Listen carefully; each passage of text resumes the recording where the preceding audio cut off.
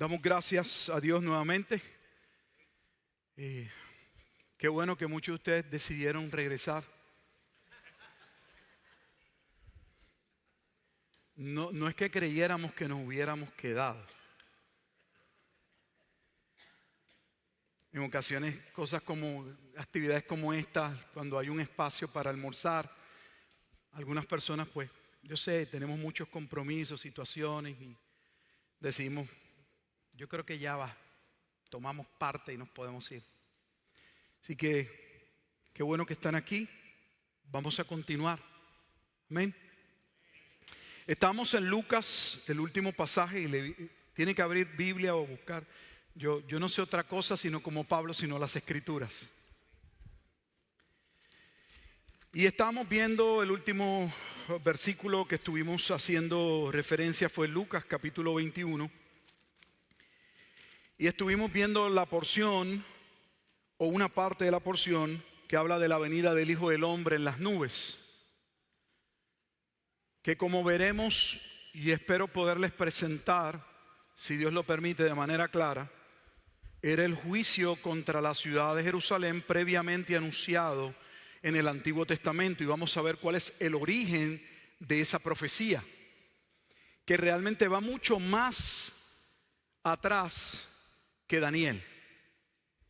Para poder entender y ver lo que estamos diciendo y hacer las conexiones bíblicas, me gustaría que podamos retomar el versículo 22 de ese capítulo 21 del Evangelio de Lucas, o sea, Lucas 21, versículo 22. Voy a leerlo y dice de la siguiente manera: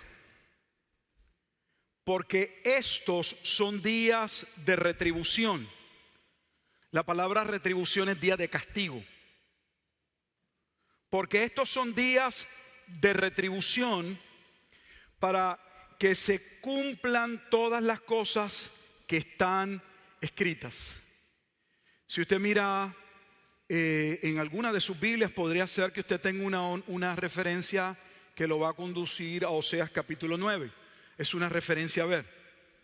Pero yo quisiera llevarlos a la profecía que en nuestro estudio consideramos es el Génesis, en términos del origen de cuando por primera vez comienza Dios a hablar de manera clara que era lo que iba a suceder con el pueblo de Israel cuando llegasen los postreros días de los que habla el Nuevo Testamento. Y ese día de retribución o ese día de venganza, la profecía de base está en los libros de Moisés. Yo no recuerdo en mi tiempo y en lo que llevo de estudio que alguien me hubiese hablado de escatología usando a Moisés. Y creo que ya van viendo por qué. Porque hemos hecho una desconexión principalmente entre el Antiguo Testamento y el Nuevo Testamento. Así que vayamos a Deuteronomio capítulo 31. Vamos al Antiguo Testamento, el quinto libro de la Biblia, según el orden que tenemos. Y vamos a ir al capítulo 31. Yo no voy a poder cubrir y no puedo entrar en todos los detalles del capítulo 32. Necesitaría la conferencia para ello. Pero espero poner parte del contexto y animarlo a que usted lo estudie.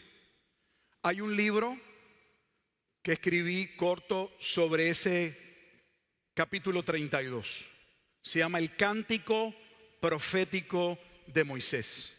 Y es que es un cántico profético, va a ver. Pongámonos juntos en contexto. Iniciamos la lectura en el capítulo 31, versículo 1, y dice: fue Moisés y habló estas palabras a todo Israel.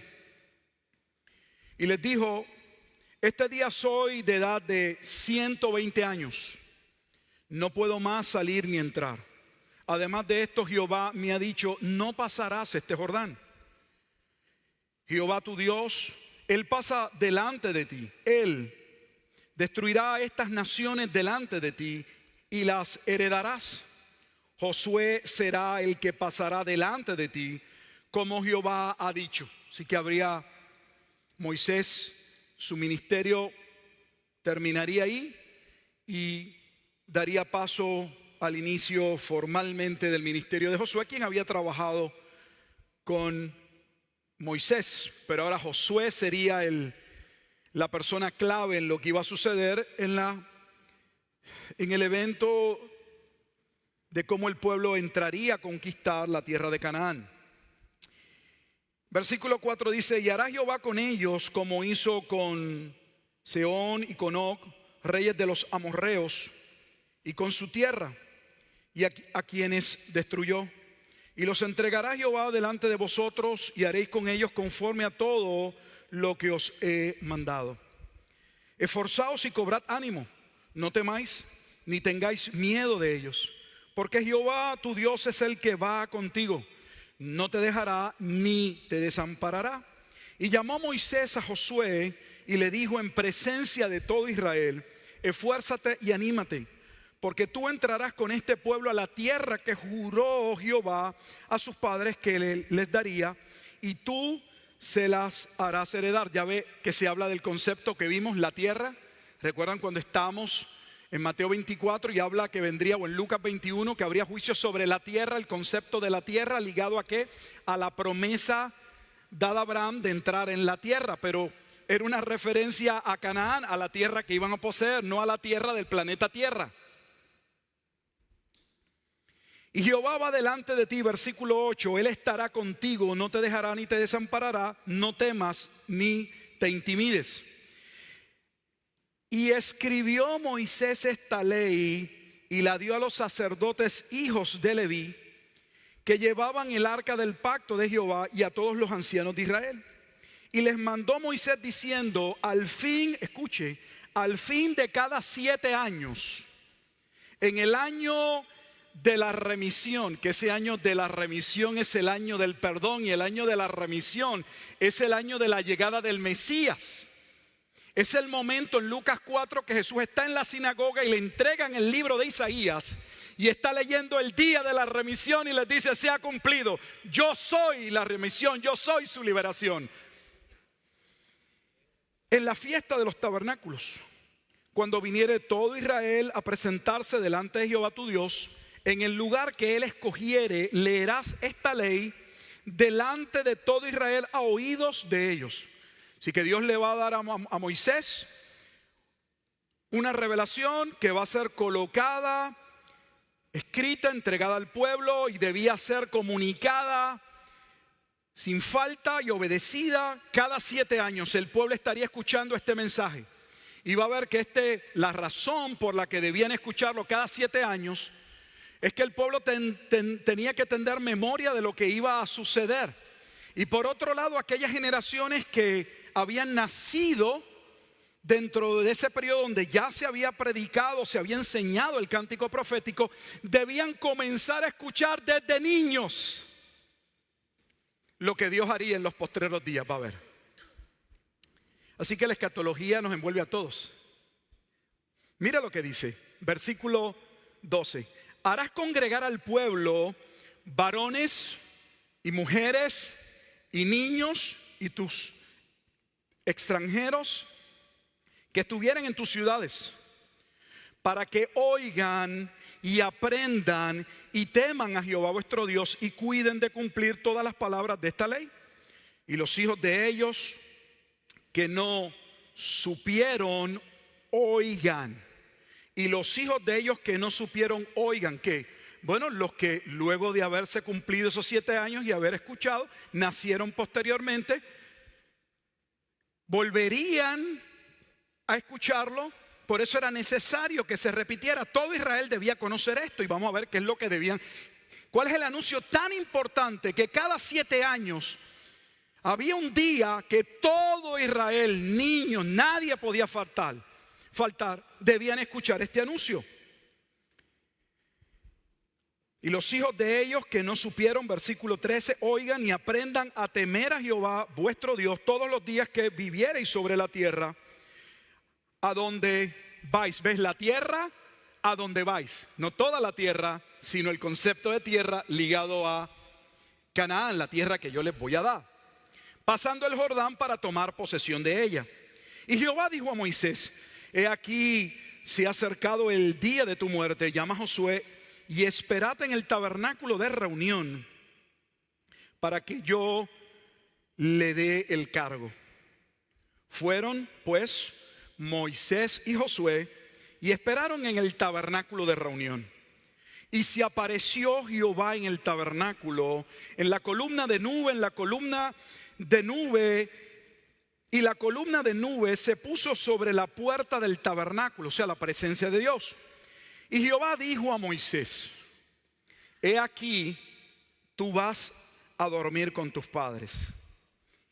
Ahora viene la parte escatológica. Escuche. Y este pueblo, no otro, Israel. Y este pueblo, hasta aquí Moisés ha sido el instrumento de Dios, la voz profética de Dios, la tipología del libertador del pueblo, pero él no es el libertador. Él no puede introducir al pueblo a la tierra prometida porque él es un tipo, es una figura de Cristo. Pero ahora se le dice lo que va a suceder. Y este pueblo se levantará y fornicará. Cuando habla de fornicación, está hablando en el lenguaje de pacto en este capítulo. Porque la relación en la que se encuentra Israel es en una relación de pacto marital. Si Dios le habla al pueblo y dice: estamos en una relación de pacto, ¿en qué pacto? ¿Cómo entiendo el pacto? Solo en obediencia, nos has dado unas leyes, debemos cumplirlas, para que el pueblo tuviera algo concreto, no abstracto, tangible. Dios le dice: véanlo como un pacto marital. Por lo tanto, cuando Israel iba a adorar a otros dioses, el pueblo lo veía como que estaba adulterando con otra mujer. Ese es el contexto. Entonces ya nos están diciendo quién es la fornicaria.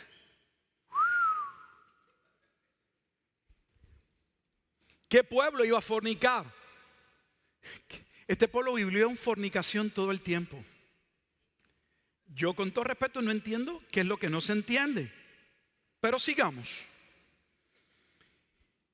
Este pueblo se levantará y fornicará tras los dioses ajenos de la tierra a donde va, para estar en medio de ella, y me dejará e invalidará mi pacto que he concertado con él.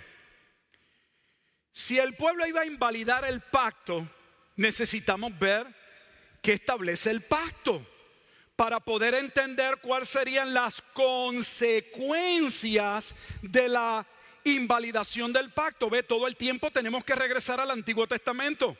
¿Cómo la iglesia espera entender el Nuevo Testamento sin el Antiguo Testamento? Es imposible. Por eso navegamos superficialmente. Usted oye una predicación de Juan capítulo 3 sin alejarme, y una predicación de Juan capítulo 3 que no tome como base, por ejemplo, uno de los capítulos, bases como Ezequiel 36, está perdido el predicador. Está usted en Ezequiel capítulo 34 y habla del pastor. Ese pastor es el pastor de Juan 10. Cuando Jesús está diciendo en Juan 10, yo soy el pastor, no es una mera analogía, está diciendo: yo soy el Salvador, soy el Mesías. Soy aquel que profetizó Ezequiel capítulo 34, donde Jehová dice: yo iré y salvaré a mis ovejas. Pero luego de aseverar que Dios iría, dice: pero voy a enviar al hijo del trono de David, Cristo. Entonces, cuando Jesús afirma que es el pastor, no es solo una figura, una imagen del cuadro del pastor sobre las ovejas. Es mucho más profundo.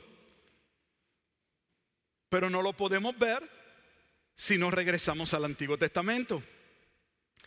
Si iban a violar el pacto, entonces necesitamos saber cuáles son las implicaciones de la violación del pacto. Tengo que decirlo, aunque lo he repetido muchas veces y no nos va a dar tiempo. Lo voy a mencionar, pero le voy a decir cuál es la referencia a verlo. Debe usted no menos de ir a Deuteronomio capítulo 28 hasta el 32 o 33, porque allí se estipulan las bendiciones y maldiciones sobre la violación del pacto. Y no solamente Deuteronomio es importante, sino el libro de Levítico. Y en el libro de Levítico, el capítulo vital, de hecho, ese es el capítulo ausente en la interpretación de Apocalipsis, que lleva a alguno a decir, no, Apocalipsis usa gematría judía. No usa ninguna gematría judía.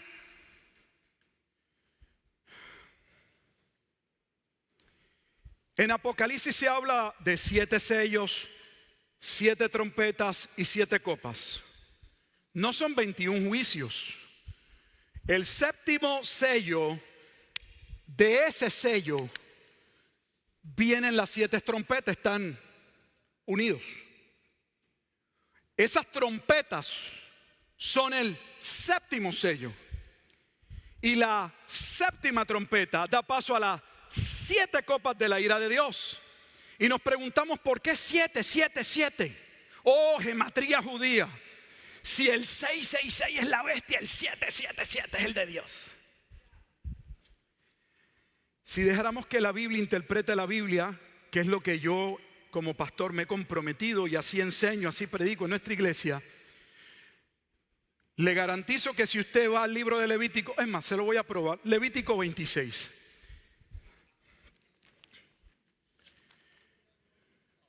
Levítico capítulo 26.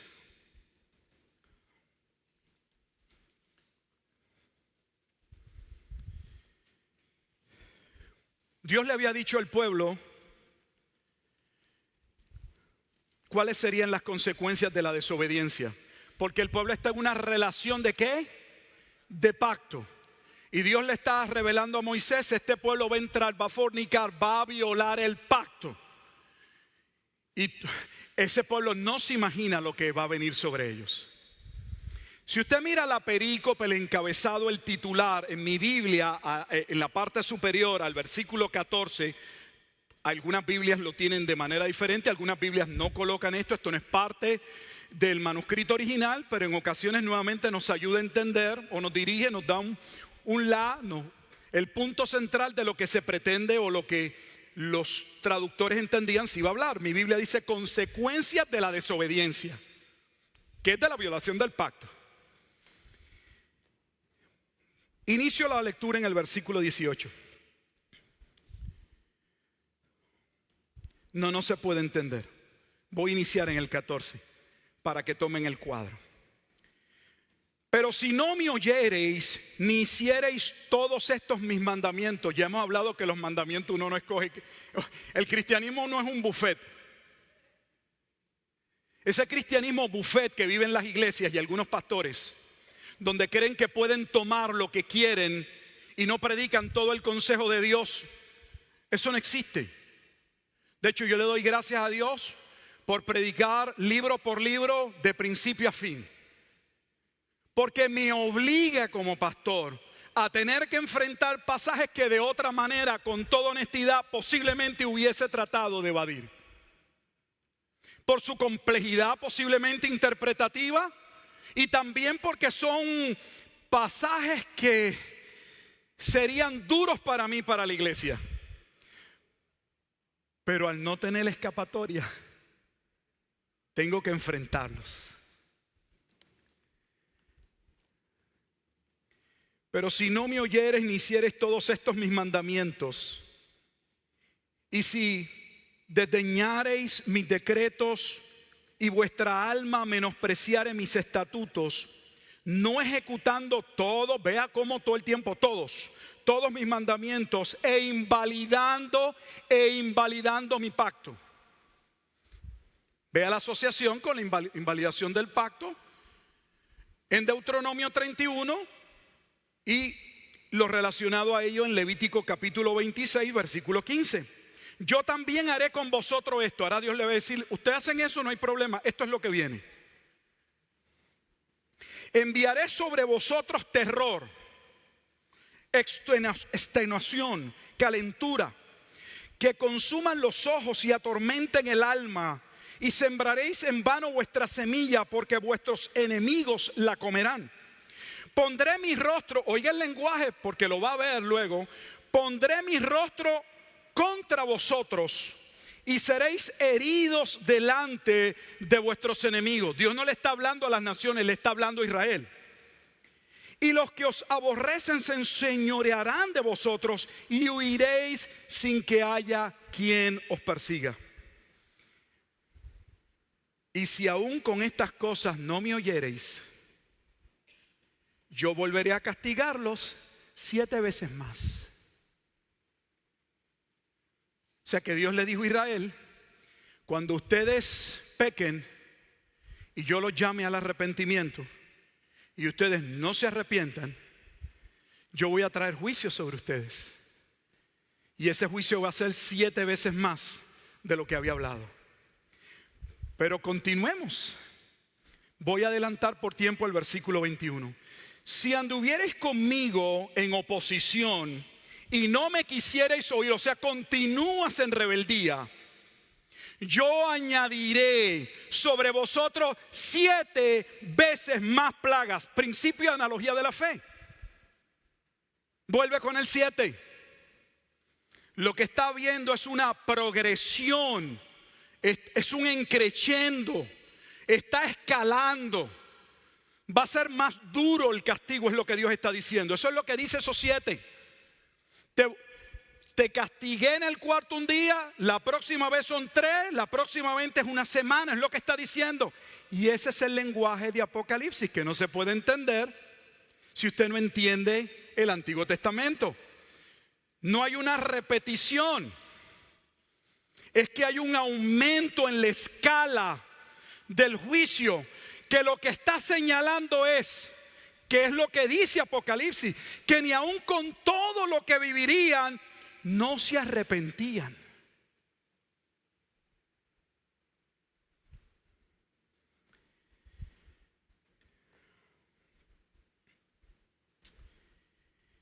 Mira el versículo 24. Yo también procederé en contra de vosotros y os heriré aún 7 veces por vuestros pecados. Versículo 28. Y yo procederé en contra de vosotros con ira y os castigaré aún 7 veces. Entonces, Dios ha hablado y le había dicho al pueblo. El pueblo sabía lo que Dios estaba hablando, que estaban en una relación de pacto y que la violación de ese pacto traería el juicio sobre el pueblo. Que aún así Dios los llamaría a arrepentimiento, esperando que se arrepintiesen, pero si no se arrepentían, debían esperar un juicio más severo. Y si aún en medio del juicio más severo, Dios los llamaba nuevamente a arrepentimiento y no se arrepentían, Dios traería un juicio todavía mucho más duro. ¿Ya ven que el contexto está en la Escritura? Porque hay que buscarlo fuera de la Escritura. Regresemos a Deuteronomio 31.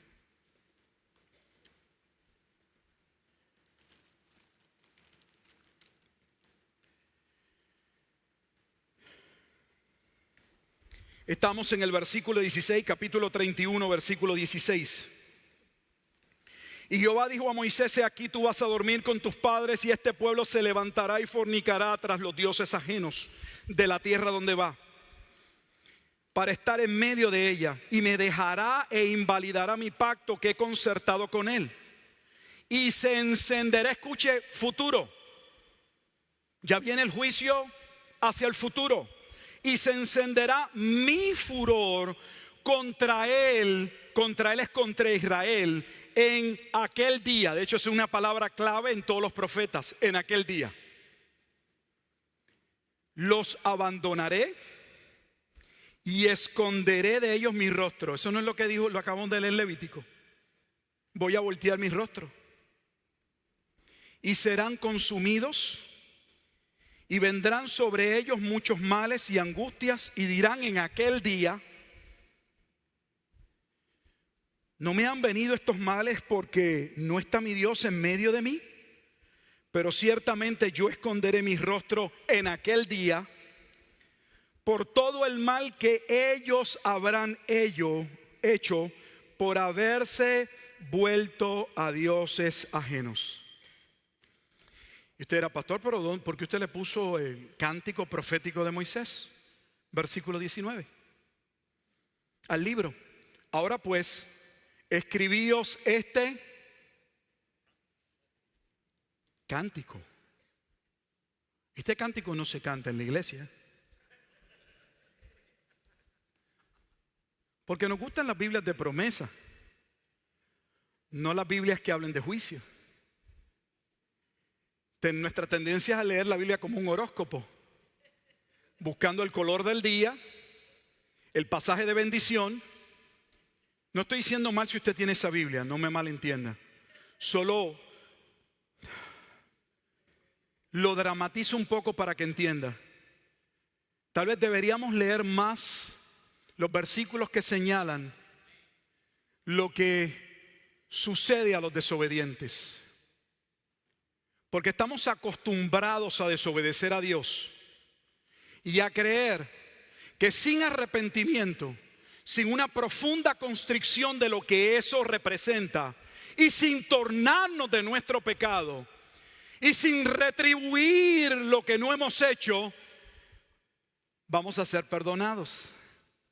Porque ya hemos llegado a un punto en la iglesia que tomamos su misericordia y su gracia como algo que merecemos. Pero la Biblia no enseña que merecemos su gracia.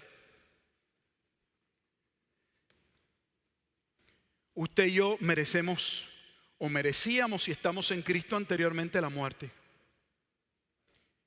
Cuando hablamos de justicia, hablamos de nuestra sentencia. Cuídese de usar mucho el lenguaje, esto no es justo.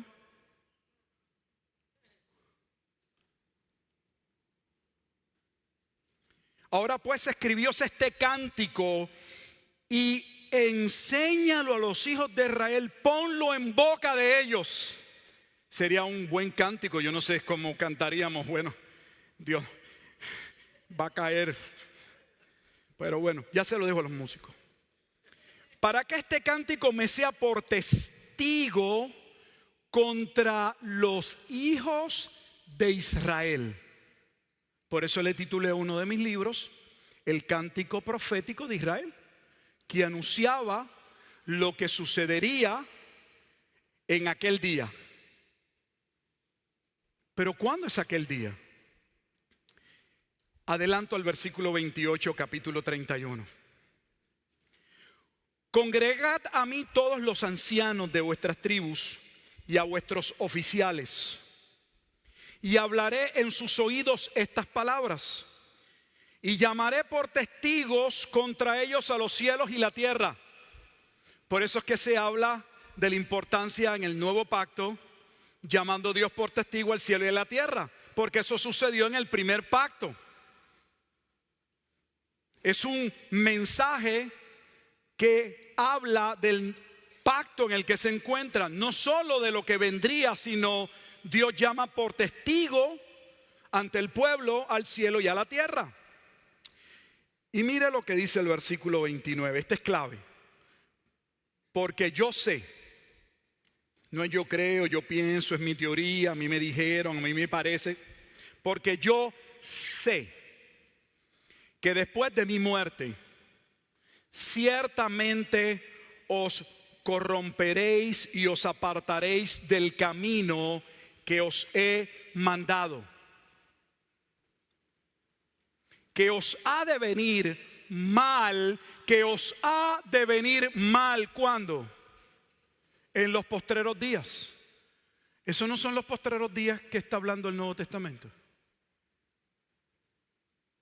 Entonces está hablando de escatología. Está hablando de los eventos de juicio que iban a suceder en un futuro, donde Dios se cansaría por violación del pacto, y donde esta violación del pacto traería el juicio de Dios sobre Israel, pero no sería el fin, porque ese juicio daría paso a la introducción del nuevo pacto, porque desde el principio el primer pacto era un pacto temporal. ¿Dónde puede ver eso usted? Hebreos. Vamos al Nuevo Testamento.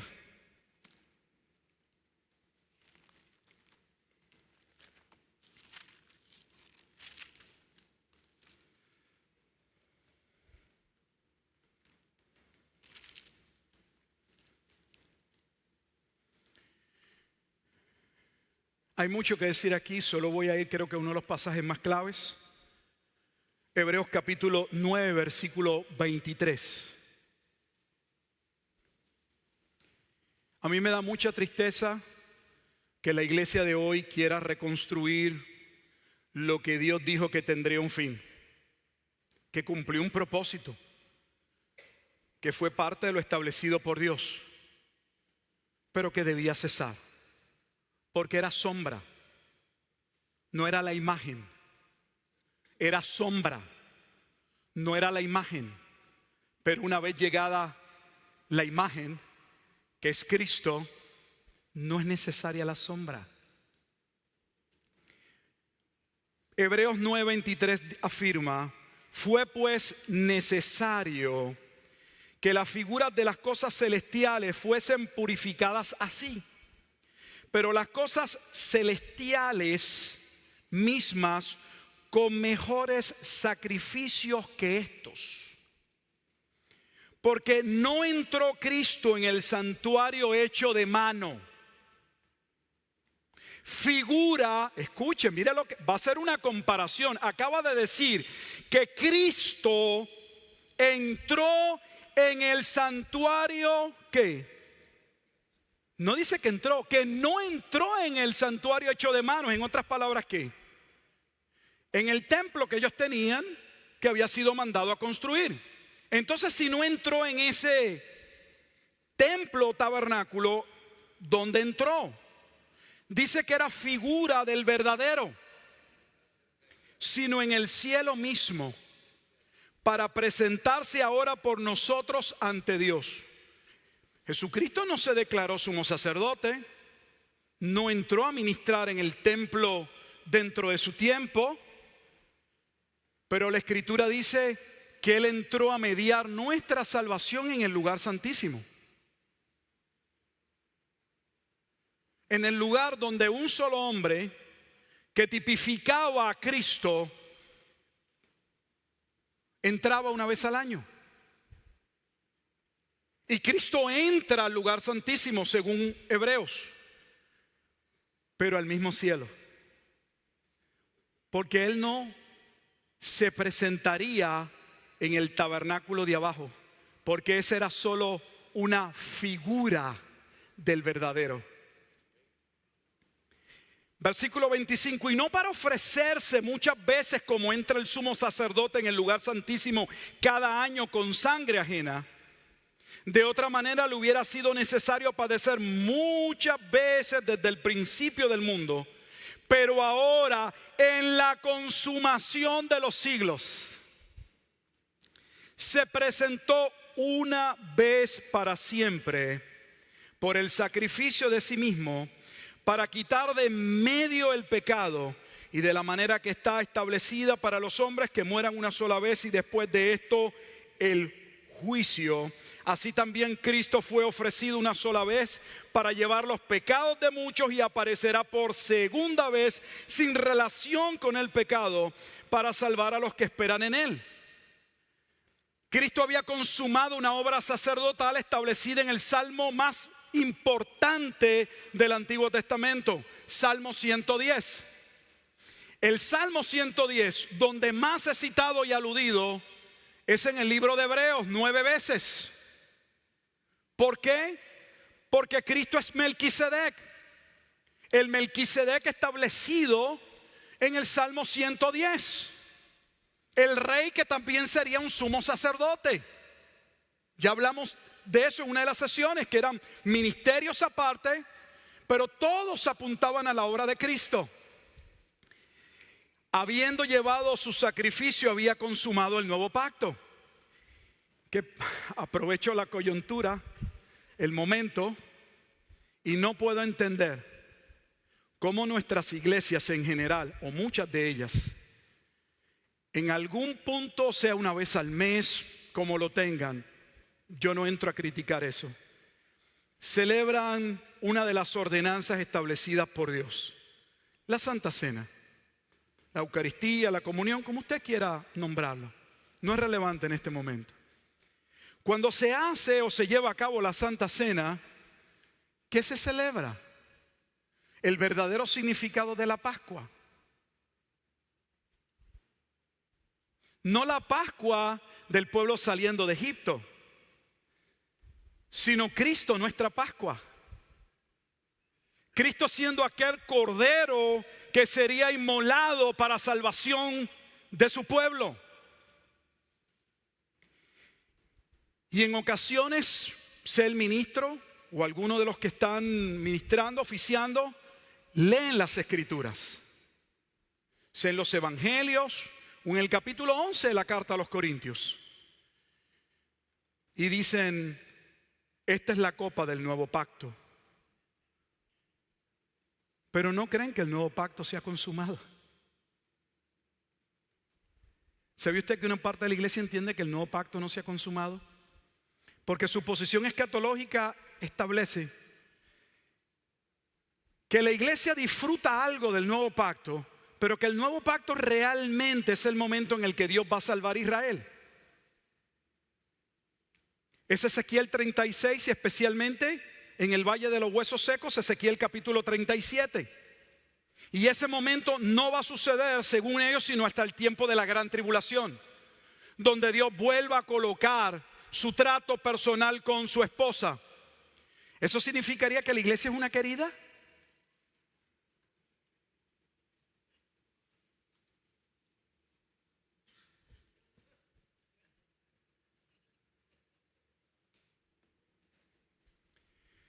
¿Cómo podemos celebrar la cena y leer? Porque Jesús mismo afirmó, esta es la sangre que por vosotros es derramada. Y luego afirmar, bueno, el nuevo pacto no se puede haber cumplido porque hay un sentimiento muy profundo por algunos por Israel, y como Israel según ellos no ha sido alcanzado, se va a alcanzar en aquel día que no es este día, es el que ellos han establecido, es allá donde se va a salvar. La Biblia declara que Jesucristo es el cumplimiento del nuevo pacto. Y no solamente lo afirma, en el tiempo en el que el autor de Hebreos está escribiendo, claramente le escribe a los hebreos en el siglo I que aquello iba a cesar. Lo que en el siglo I dicen que iba a cesar, los cristianos hoy están orando para que empiece. Necesitamos un tercer templo. El templo de salvación, lo hemos visto, es Cristo. Y los creyentes son piedras de ese templo. ¿Qué obra se necesita llevar a cabo en el templo?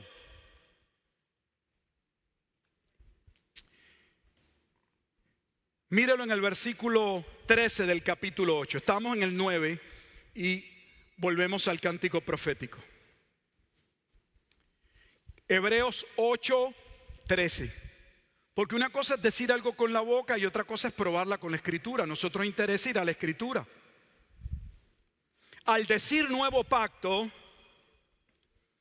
que de hecho el pasaje de base es Jeremías capítulo 31, y si usted busca luego la Santa Cena, si no se había percatado, cuando Jesús está hablando del nuevo pacto, aunque está asociada a la Pascua, el pasaje o la referencia de base profética es Jeremías capítulo 31. El autor de Hebreos acaba de citar el cumplimiento de Jeremías 31 al 34. Si usted tiene una vez más una Biblia con referencia, usted podrá notar que en el versículo 12 su Biblia debe tener una nota que lo va a llevar a Jeremías capítulo 31. Y mire inmediatamente lo que dice. Al decir nuevo pacto, ha dado por viejo al primero, y lo que se da por viejo y se envejece está próximo a desaparecer.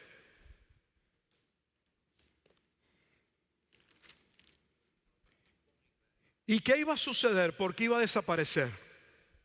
Porque era el juicio de Dios y además la violación de aquel pacto terminaría y daría paso al nuevo pacto.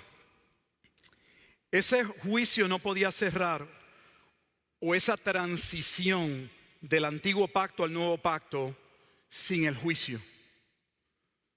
Porque el Antiguo Testamento, ya hemos visto que Levítico capítulo 26, Deuteronomio 28 hasta el 32 establecen los juicios que vendrían sobre aquellos que violasen ¿qué? El pacto.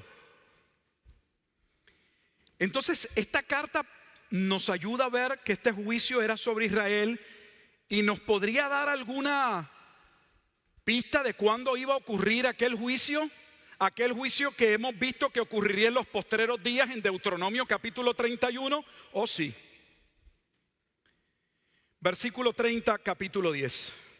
Hebreos 10, 30. Hebreos 10, 30. Pues conocemos al que dijo, y ya va a ver por qué esto es importante. Pues conocemos al que dijo, mía es la venganza. Podría observar su Biblia, no necesita una Biblia de estudio. Usted puede ver que lo que el autor de Hebreos va a citar es Deuteronomio 32. No hemos entrado a ese capítulo, llegamos hasta el final del 31. Y en el 32 es en el que se explica lo que iba a suceder. Pues conocemos al que dijo, mía es la venganza, yo daré el pago, dice el Señor. ¿A quién vendría a juzgar Dios? Yo no sé, con todo respeto, lo dice claramente, el Señor juzgará al mundo, a las naciones, a su pueblo.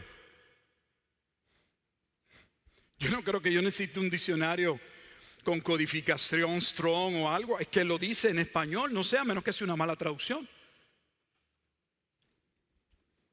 Horrenda cosa es caer en manos de un Dios vivo. Adelanto por tiempo para regresar a Deuteronomio 32, versículo 37, y nos vamos al Antiguo Testamento. Porque aún un poquito, y el que ha de venir vendrá y no tardará. ¿Sabe que la Biblia delimita con claridad el tiempo de la aparición del juicio llamado la venida del Hijo del Hombre? ¿Sabe que en el campo académico es el talón de Aquiles del cristianismo? Jesús sí afirmó que aparecería en el primer siglo. A veces pensamos que no y tratamos de hacer malabares y decimos que no. Bueno, sí, en Mateo 23 dice esto pasará en esta generación, pero puede ser que lo dijo, pero no es esta generación, es otra generación, es aquella generación la que viera aquel día. Lo mismo hacemos con Mateo capítulo 24, versículo 30. Pero ¿cómo sabemos que esa interpretación es incorrecta? Porque Mateo capítulo 24 y versículo 25 identifican con toda claridad cuál era el juicio que iba a suceder. Y ya lo vimos que Mateo 24 versículo 15 dice que era el juicio de la abominación desoladora que fue profetizado por Daniel. Y el libro de Daniel en el capítulo 7 dice que la venida del Hijo del Hombre en las nubes, que es Daniel capítulo 7 versículo 13, sucedería en los días del cuarto imperio. Y el cuarto imperio está claramente establecido en Daniel 7 con figuras de animales, siendo el primero Babilonia, el segundo Medo-Persia, el tercero Grecia y el cuarto era Roma.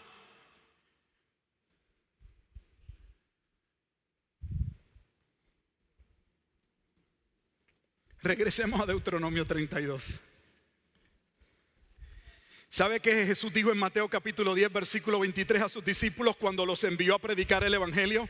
Mateo capítulo 10 versículo 23 les dijo: no acabaréis de recorrer todas las ciudades de Judea, Ni tan siquiera iban a finalizar la tarea completa de predicar en la extensión del territorio que abarcaba el asentamiento de Israel dentro del Imperio Romano, cuando Jesús dijo: veréis al Hijo del Hombre viniendo en las nubes. Yo no sé cómo usted puede interpretar que Jesús le está diciendo a sus discípulos, les da una encomienda y les dice: ustedes no van a terminar, a ellos, no a otros, a ustedes, esta tarea cuando vean el juicio. A menos que la vida de ellos durara 2000 años o algo así, alguno esté vivo, yo no lo sé. Tenemos un problema. Un hombre o un teólogo de los que respeto, R.C. Sproul, en su libro The Last Day According to Jesus, Los últimos días de acuerdo con Jesús, fue traducido, por si usted gusta leerlo, es un buen libro, de editorial Querigma. Le cambiaron el título, me parece que le colocaron el título La escatología de Jesús. Sproul se dio cuenta del problema y cita por lo menos al filósofo Bertrand Russell. Escribió un libro en español titulado ¿Por qué no soy cristiano? Y Russell, entre otros, aseveran es que Jesús no puede ser considerado ni tan siquiera, escuche bien, no un Mesías, un buen profeta, porque Jesús vaticinó, anunció una llegada que no cumplió. Sí la cumplió, pero la iglesia de hoy no sabe que se cumplió. Una parte de la iglesia no entiende que se cumplió. Regresemos a Deuteronomio, capítulo 32. ¿Sabe usted que en Mateo capítulo 16, cuando Jesús se aparta a Cesarea de Filipos con sus discípulos, en un tiempo de intimidad antes de la última semana de su ministerio, que es la semana más importante dentro de los evangelios, Jesús le va a anunciar lo mismo a sus discípulos? Algunos de ustedes no estarán dispuestos a morir por el evangelio, sino hasta que veáis el juicio, la venida del Hijo del Hombre. ¿Cómo ellos podían ver el juicio de la venida del hombre luego de su muerte, cuando debía acontecer durante la vida de al menos de algunos de aquellos discípulos? Es serio el asunto, iglesia. No se trata de si tenemos meras diferencias. Podemos jugar nosotros malabares teológicos para tratar de acomodar las cosas. Los pasajes dicen lo que dicen, y los escépticos, aunque realmente no puedan entender la complejidad del evangelio, eso lo guía a Cristo. No son estúpidos, no son tontos. El texto dice lo que dice. Mire lo que iba a ocurrir en Deuteronomio 32 y va a ver cuán ligado está a Cristo nuevamente.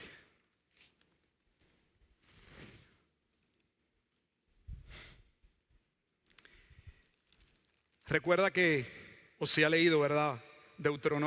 Mateo 23. Se habla mucho, en otras ocasiones, Jesús habló mucho de esto, pero ese es uno de los capítulos clave.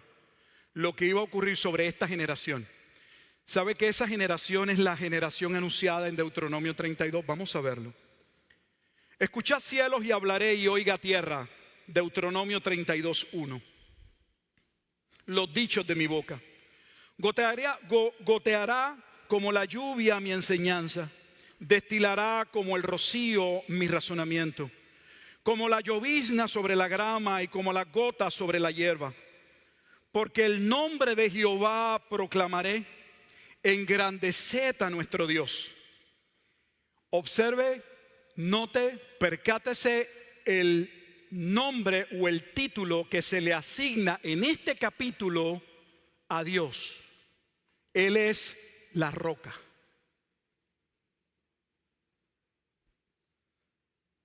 Es importante, porque algunos dicen que el concepto eclesia, en Mateo 16, es un término nuevo. Es una palabra nueva que la iglesia nace en el Nuevo Testamento. Con todo respeto, no sé si es ignorancia, No creo que sea de maldad. ¿Por qué ninguno de los discípulos, cuando Jesús habló sobre esta roca edificaré mi iglesia, qué es esa roca? Que es Cristo. Es la piedra de tropiezo que los edificadores desecharían y que vendría por esa causa el juicio, veremos. ¿Por qué ninguno de sus apóstoles, si el término eclesia era un término nuevo, alguno de los 12 apóstoles debió haberle dicho: oye maestro, por favor explícanos, ¿a qué te refieres con la iglesia? Porque en la versión Septuaginta del Antiguo Testamento, que es la traducción del hebreo y las partes en arameo al griego, la palabra en hebreo que se usa para congregación y asamblea había sido traducida como la eclesia. Entonces el término ya venía. El término significaba la asamblea o la congregación. Por eso tenemos asambleas de Dios como un nombre para los pentecostales o una organización pentecostal. Nadie preguntó, porque de hecho no solamente el Antiguo Testamento había traducido las palabras de hebreo, asamblea y congregación con el término griego eclesia, sino que cuando uno estudia el Nuevo Testamento, la mayor parte de las citas a las que se hace referencia o alusión en el Nuevo Testamento, no se usa el hebreo. Las referencias provienen de la Septuaginta, la versión de los 70. Porque aproximadamente 74 traductores judíos fueron comisionados para traducir el Antiguo Testamento al griego. Entonces la roca es Cristo, y sobre esa roca Él edificaría la iglesia. Y el versículo 4 dice de Deuteronomio 32, Él es la roca cuya obra es perfecta, porque todos sus caminos son rectitud, Dios de verdad y sin ninguna iniquidad en Él. Es justo y recto. La corrupción no es suya, de sus hijos es la mancha. Generación torcida y perversa. Recuerde que esta generación torcida y perversa sí tenía implicaciones dentro del contexto, porque Dios sabía que el pueblo se iba a desviar, pero esto está profetizando lo que iba a suceder en los postreros días. Iban a despreciar a la roca. Lo va a decir más claramente. Mira el versículo 6, observa, dice, hace una pregunta: ¿así pagáis a Jehová, pueblo loco e ignorante? ¿No es Él tu Padre que te creó? Él te hizo y te estableció. Acuérdate de los tiempos antiguos, considera los años de muchas generaciones. Pregunta a tu Padre y Él te declarará, a tus ancianos y ellos te dirán. Cuando el Altísimo hizo heredar a las naciones, cuando hizo dividir a los hijos de los hombres, estableció los límites de los pueblos según el número de los hijos de Israel, porque la porción de Jehová es su pueblo, Jacob la heredad que le tocó. Le halló en tierra de desierto y en yermo de horrible soledad. Lo trajo alrededor, lo instruyó, lo guardó como a la niña de su ojo. Como el águila que excita a su nidada, revolotea sobre sus pollos y extiende sus alas, los toma, los lleva sobre las plumas. ¿Sabía usted que cuando Jesús llora en la entrada triunfal, este es uno de los pasajes de base y no lo sabemos porque no conocemos el Antiguo Testamento? Cuando Jesús dice: oh Israel, Israel, si conocieres al menos lo que es para ti, yo hubiese querido ser como que los cubre con sus alas. La referencia es esta. Jehová solo le guió, versículo 12, y con él no hubo Dios extraño. Lo hizo subir sobre las alturas de la tierra y comió los frutos del campo. Está hablando de cómo la locura del pueblo rechazar un Dios que los había bendecido, que los había librado de Egipto. Les está diciendo: son necios, son torpes, son tontos. ¿Cómo se van a alejar de Jehová? Así somos. Triste, pero así somos. ¿Qué le pasó a Israel? Adelanto el versículo 15. Pero engordó Jesurum y tiró coces. Empezó a patear. Engordaste, te cubriste de grasa. Esa es la grasa que principalmente se habla del por qué se necesita la regeneración. Esa es la razón que Dios le da al profeta Isaías en el capítulo 6 cuando va a ser enviado. Este pueblo no te va a escuchar, Isaías.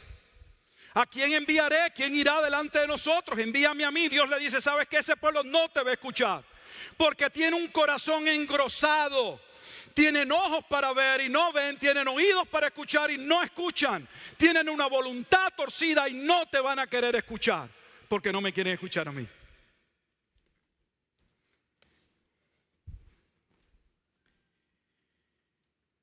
Engordaste, te cubriste de grasa, entonces abandonó al Dios que lo hizo y menospreció la roca,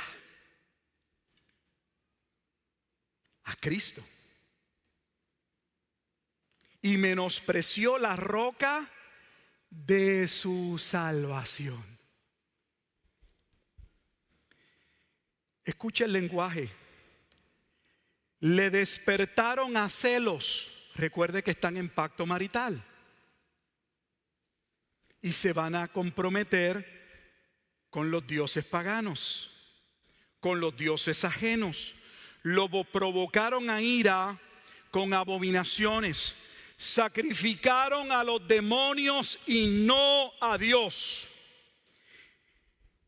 A dioses que no habían conocido, a nuevos dioses venidos de cerca que no habían temido vuestros padres. Vuelve con el tema de la roca. Y todavía algunos dicen que la roca es Pedro y se confunden.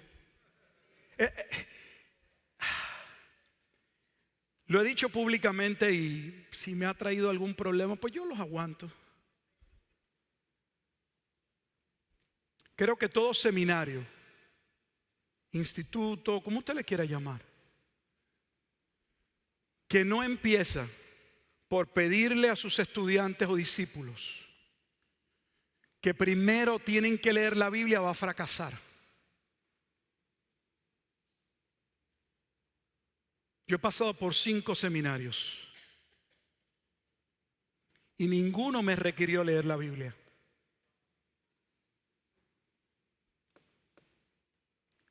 Cinco seminarios, un montón de papeles en una pared con firmas. Ninguno. No sé si es que se espera que el seminarista tiene un amor por Dios y que él va a leer la Biblia solo. No solamente debería ser parte de lo que se espera, sino dentro del proceso académico se debe delinear, establecer los procesos para hacer algo y ver que ese estudiante esté leyendo la Escritura. Pero no hay problema. Nos graduamos con 9 cursos de Antiguo Testamento, 9 créditos o 12 créditos y unos cuantos créditos del Nuevo Testamento. O sea que con 4 clases que usted tome de los 39 libros del Antiguo Testamento, usted conoce el Antiguo Testamento. Para mí es bien serio. Yo reconozco que yo abandoné el Antiguo Testamento. Porque mi escatología, siempre me crié bajo el premilenialismo dispensacional, hablaremos algo. La llamada teología del rapto secreto. Y a mí nadie me dijo que ese sistema era un sistema hermenéutico. Más que escatología era hermenéutico. Ellos creían que la Escritura tiene contradicciones y que la única manera de reconciliar las contradicciones en la Biblia era estableciendo dispensaciones soteriológicas, o sea, economía soteriológica. Déjeme decirlo de manera más sencilla tal vez. Que Dios establece un plan de salvación por cierto tiempo, le comunica al hombre cierta revelación, espera que el hombre le obedezca y sobre eso se salva, terminando cada dispensación en un fracaso y en un nuevo plan. O sea, que son 7 dispensaciones donde Dios prueba, error, prueba, error, prueba, error. Ese no es el Dios de la Escritura.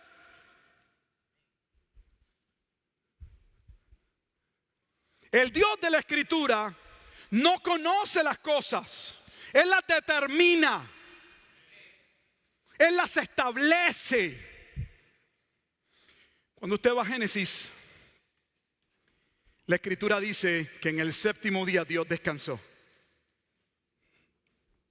¿Estaba cansado humanamente? ¿En qué sentido descansó? No me quiero desviar del tema, pero la contestación está en la Biblia, en otro versículo, todo está en la Biblia. Está en Hebreos 4. Dice que Dios descansó porque ya estaba determinado, delineado lo que habría de acontecer. Todo lo que sucede en nuestra esfera humana en una línea de tiempo a nosotros nos sorprende, nos choca, nos enteramos. Quisiéramos saber lo que va a suceder. Pero el autor de Génesis, interpretado por el autor de la carta a los hebreos, dice que cuando Dios descansó, literalmente significa que no solo había creado, había colocado toda la creación en orden, delineado el plan para que todo finalmente redundara en su gloria.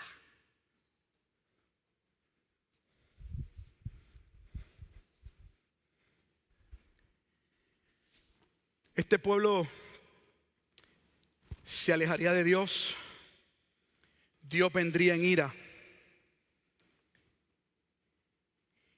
¿Cómo sabemos que esto que está ocurriendo aquí es lo que está hablando el Nuevo Testamento? Hay muchas razones para verlo, pero una de las más claras la vamos a hallar ahora en el versículo 20, Deuteronomio 32:20. Y dijo: esconderé de ellos mi rostro. Ya eso lo leímos en el capítulo 31. Cuando Dios llama al tabernáculo a Moisés y a Josué y les dice: yo me voy a tornar en contra de ustedes, voy a voltear mi rostro. Veré cuál será su fin, porque son una generación perversa, hijos infieles. Este es el contexto de Mateo capítulo 23, los 7 ayes sobre los escribas y los fariseos. Jesús les está diciendo, ellos saben lo que Jesús está diciendo. La iglesia de hoy a veces no sabemos por nuestro desconocimiento del Antiguo Testamento. Jesús les está diciendo, aquella generación que habló Moisés, que vería el juicio de Dios, que colmarían la copa de la ira de Dios, esa es esta generación. La que después de haber matado a todos los que le fueron enviados, finalmente matarían al enviado por Dios. Ya llegaremos, ¿qué dice Jesús? Ellos me movieron a celos, versículo 21, con lo que no es Dios, o sea, pudiéndome servir directamente, habiéndome yo revelado a ellos, habiéndoles bendecido, habiéndoles dado mi palabra, la revelación. Ellos me abandonan para seguir lo que no es Dios. Me provocaron a ira con sus ídolos. Yo también los provocaré, los moveré a celos con un pueblo que no es pueblo. Oiga, eso no es Romanos capítulo 10. Y Pablo no está diciendo en Romanos 10 que eso se estaba cumpliendo en su tiempo.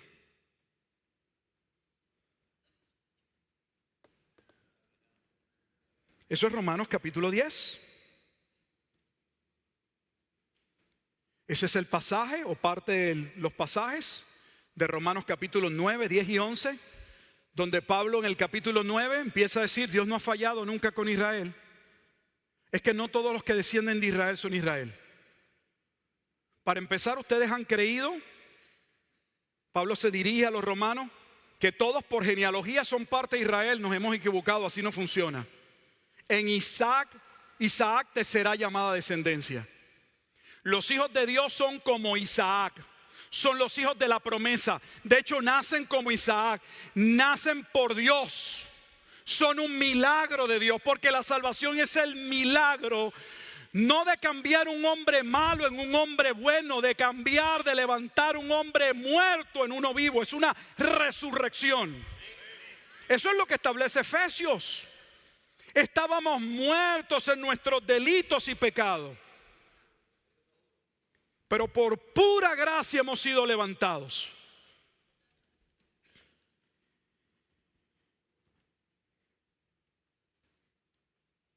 Entonces esto es parte del Nuevo Testamento, y si es parte del Nuevo Testamento, ¿por qué todavía lo estamos colocando hacia un futuro? No voy a ir a Romanos por no... Voy a adelantar muchísimo. Todo esto está explicado en el libro. Se llama el Cántico Profético de Moisés. Quiero mostrarle ahora la conexión del día de venganza que vimos en Hebreos. Estamos en Hebreos en el capítulo 10 y habla: mía es la venganza, yo pagaré. Y habla de un juicio que estaba por suceder. Ese día de venganza es el mismo día de retribución que leímos en Lucas 21. Y ese día de retribución de Lucas 21 era el juicio contra la ciudad de Jerusalén. Cuando veáis a Jerusalén rodeada de ejércitos, sabed. Pastor, llévenos y díganos dónde se habla del día de la venganza en el cántico profético. Ahora vamos, versículo 35. Si usted, nuevamente sé que estoy repitiendo lo mismo, observe que Deuteronomio capítulo 35 tiene dos referencias en la mayoría de las iglesias, de las Biblias, que lo llevan a Romanos 12 y lo llevan a Hebreos 10. O sea, los propios traductores de la Escritura se percatan que esto que Moisés está hablando es exactamente lo que Pablo luego está hablando. O sea que Pablo está yendo al Antiguo Testamento y nos está entonces diciendo cuál es el pasaje de referencia de base para poder entender lo que Romanos está diciendo. ¿Qué yo hacía? Tomaba un comentario bíblico de alguno de los teólogos favoritos. En español son pocos porque son limitados, y en el ambiente reformado todavía menos. Iba, por no mencionar el nombre de ninguno, iba a alguno de ellos para ver qué es lo que ellos decían, y por lo general terminaba haciendo una nota de lo que ellos decían. Si van viendo, más que hablar del tema de la escatología, y lo he hecho con todo el propósito, estoy demostrándole que gran parte del problema con la escatología está en la hermenéutica.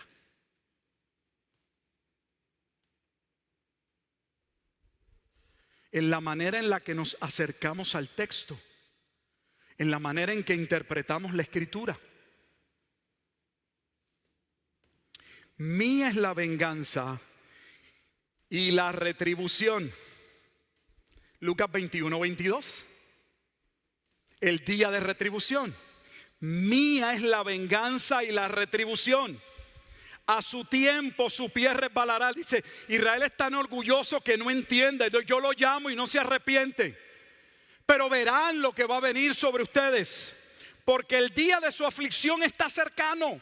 Y lo que les está preparado se apresura.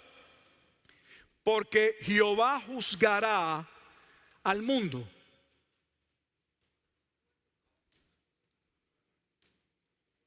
Ahí dice a su pueblo. Tengo que decir, ay, se acabó el tiempo, que en las tablas que espero presentar he preparado, quisiera terminar en la próxima sesión mostrándole unas gráficas que he preparado de las diferentes posiciones en términos de dónde ocurren cronológicamente los eventos futuros.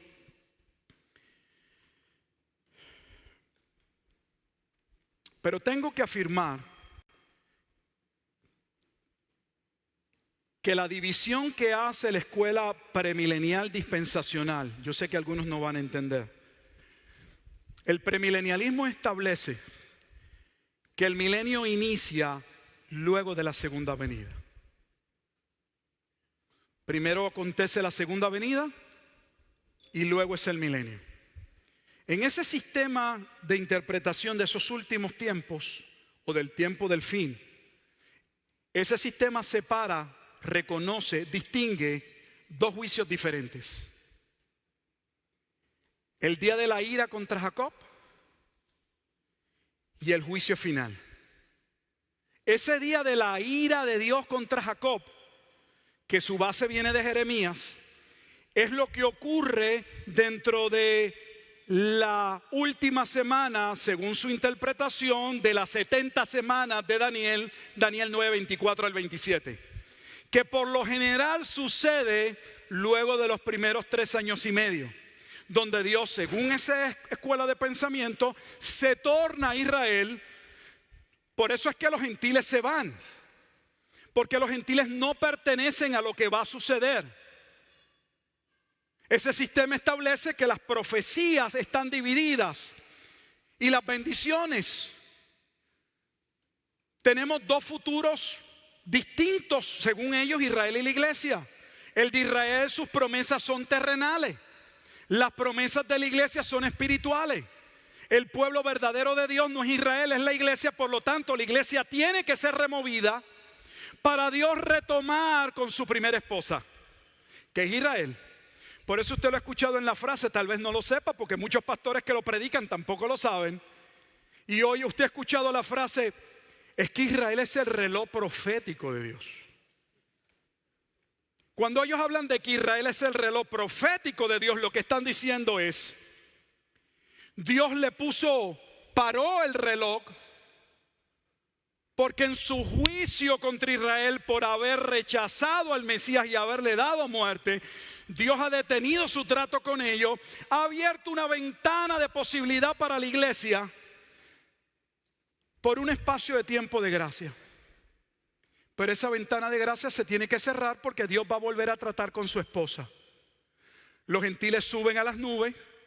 Los cristianos ni saben por qué van al cielo de esa forma. Esa es la verdadera razón en ese sistema.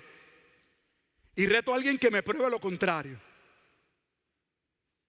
Esa es la verdadera razón. Y luego que la iglesia se va, entonces Dios comienza su trato nuevamente con Israel.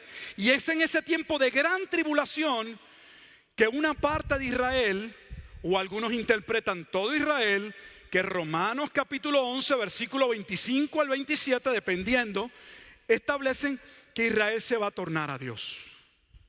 No sin antes haber hecho un pacto con el anticristo.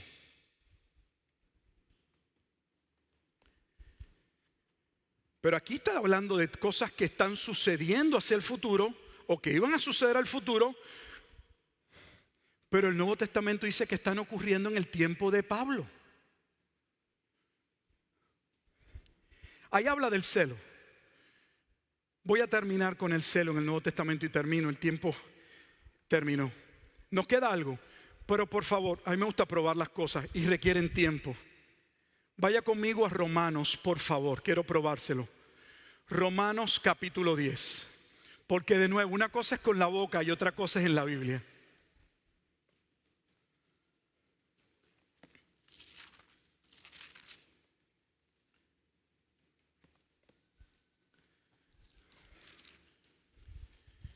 Voy a iniciar en el capítulo 10, en el versículo 16. Preste atención y con esto voy a terminar. Esta lectura es poderosa para mí. Mas no todos obedecieron al evangelio. Pues Isaías dice, vuelve al Antiguo Testamento. Todo el tiempo el Nuevo Testamento está hablando del Antiguo Testamento. Pues Isaías dice, Señor, ¿quién ha creído a nuestro anuncio? Ese no es el versículo 1 de Isaías 53. Lo leemos en las iglesias no menos de una vez al año. cuando llegue el tiempo de hablar de la muerte de Cristo. Anunciaba proféticamente, por lo que Pablo lo está trayendo, que Israel no creería el evangelio. Que cuando el evangelio fuese anunciado su cumplimiento, Israel no tendría entendimiento. Así que la fe es por el oír y el oír por la palabra de Dios. Ese pasaje sí lo usamos, fuera de contexto, pero lo usamos. Lo que Pablo está diciendo, escuche bien, es: si la salvación viene por medio de creer la palabra, Israel fue el primero en escuchar la palabra y era el pueblo de Dios y eran escogidos por Dios. ¿Cómo es posible que al escuchar la palabra no creyesen? Recuerda que la fe viene por el oír y el oír por la palabra. Pero Pablo les está diciendo es que ya Dios había profetizado. ¿Quién ha creído a nuestro anuncio? ¿Qué anuncio? El cumplimiento de las profecías del Antiguo Testamento del Mesías en Cristo. Véalo conmigo. Versículo 18. Pero digo, ¿no han oído? ¿Qué es que no han oído? Antes, escuche, antes por toda la tierra ha salido la voz de ellos y hasta los fines de la tierra sus palabras. Y no que el evangelio no se había predicado. Debe leer ese versículo nuevamente. Está estableciendo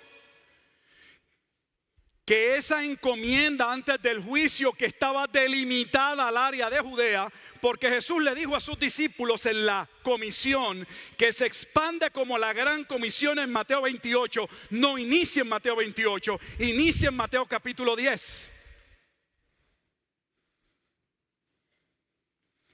¿Recuerdan Mateo 10:23?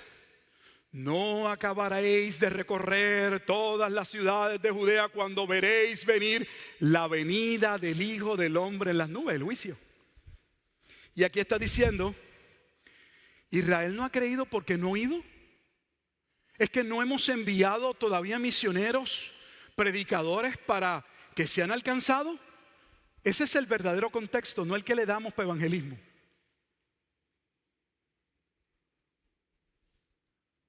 Qué fácil es sacar un pasaje fuera de contexto, como un pretexto.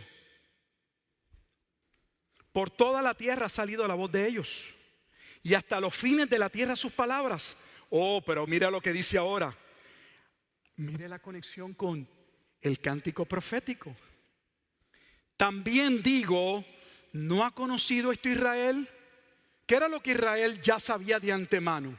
Escuche, ¿recuerdan que el cántico profético debía ser cantado o anunciado cada 7 años? ¿Se imagina cuántas veces esto fue cantado desde Moisés hasta el tiempo de Cristo?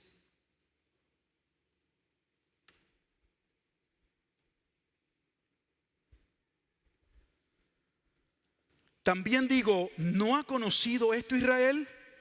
Primeramente, porque el origen es aquí. Primeramente, Moisés dice, yo os provocaré a celos con un pueblo que no es pueblo, con pueblo insensato os provocaré a ira. Eso es Deuteronomio capítulo 32, versículo 21. Y Pablo está diciendo que esa era la razón por la cual los judíos en su mayoría no habían abrazado el evangelio. El evangelio no había fallado. El evangelio había sido predicado, pero también fue anunciado que solo un remanente creería. Y un remanente no son todos. Mire, hermanos, por cuestión de tiempo, porque yo me canso, pero me encantaría poder seguir. Hay una agenda, el reloj hace tiempo paró, gracias a Dios que no es una bomba. Si me ves sudando, es que digo que no vaya a estallar en una condición. Tenemos que parar aquí. No sé si alguien va a anunciar algo. ¿Cómo seguimos?